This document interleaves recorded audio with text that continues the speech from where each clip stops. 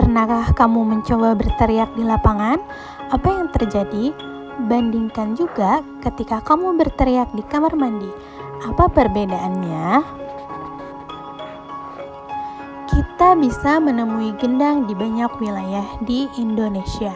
Pernahkah kamu memperhatikan bagaimana bunyi pada gendang? Gendang dapat berbunyi jika kulit gendang dipukul. Saat dipukul, kulit gendang bergetar. Getaran ini menghasilkan bunyi. Bunyi tersebut masuk ke sebuah rongga yang terdapat di bawah kulit. Bentuk rongga mempengaruhi bunyi yang dihasilkan. Makin kecil dan panjang rongga pada gendang, makin nyaring bunyi yang dihasilkan.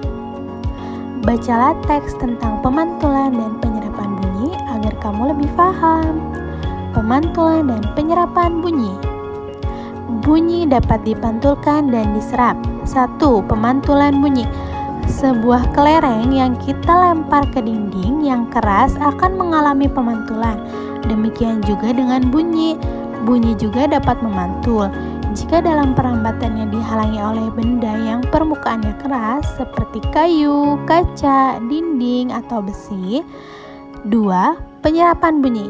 Bunyi juga dapat diserap. Benda-benda yang dapat menyerap bunyi adalah benda yang permukaannya lunak. Benda yang demikian disebut peredam bunyi, misalnya karpet, goni, kertas, kain, busa, dan wol.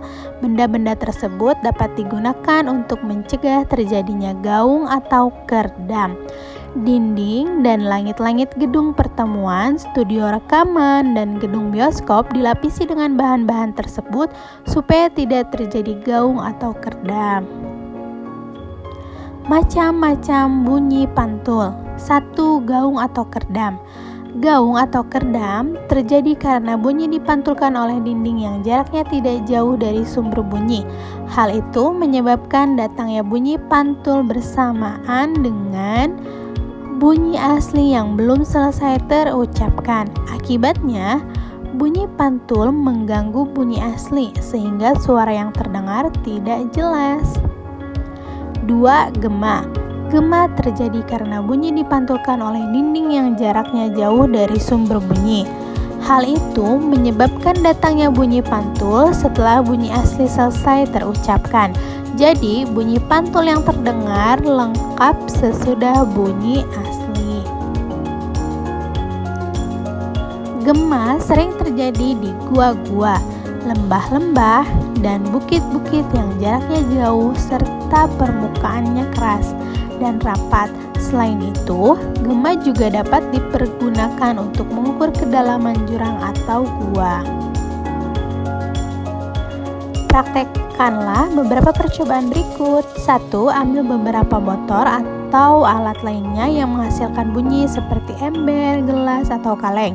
2. Bunyikan peralatan tersebut di dalam ruangan. 3. Bunyikan peralatan tersebut di luar ruangan.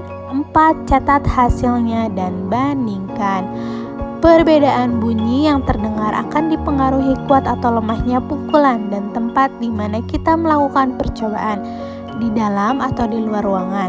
Jika kita membunyikan botol atau ember dengan keras seperti dipukul, maka percobaan di dalam ruangan akan menghasilkan suara yang lebih keras daripada hasil percobaan di luar ruangan.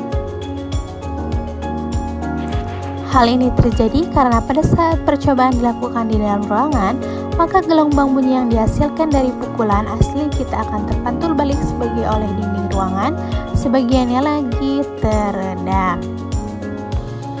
Sementara itu, jika percobaan dilakukan di luar ruangan, maka kita tidak ada dinding yang akan memantulkan balik gelombang suara sehingga akan menjauh begitu saja dan kemudian hilang. Jika kita membunyikan botol atau ember dengan pelan seperti diketuk, maka tidak akan ada bedanya antara percobaan di dalam dan di luar ruangan. Hal ini terjadi karena jika kita membunyikan alat dengan pelan, maka gelombang suara yang dihasilkan akan pelan juga. Sehingga bisa jadi gelombang tersebut bahkan tidak cukup kuat untuk sampai ke dinding ruangan dan terpantul balik. Kalaupun bisa ke dinding ruangan, gelombang yang lemah ini mungkin akan habis teredam oleh dinding. Sampai jumpa di video berikutnya. Terima kasih telah menonton. Wassalamualaikum warahmatullahi wabarakatuh.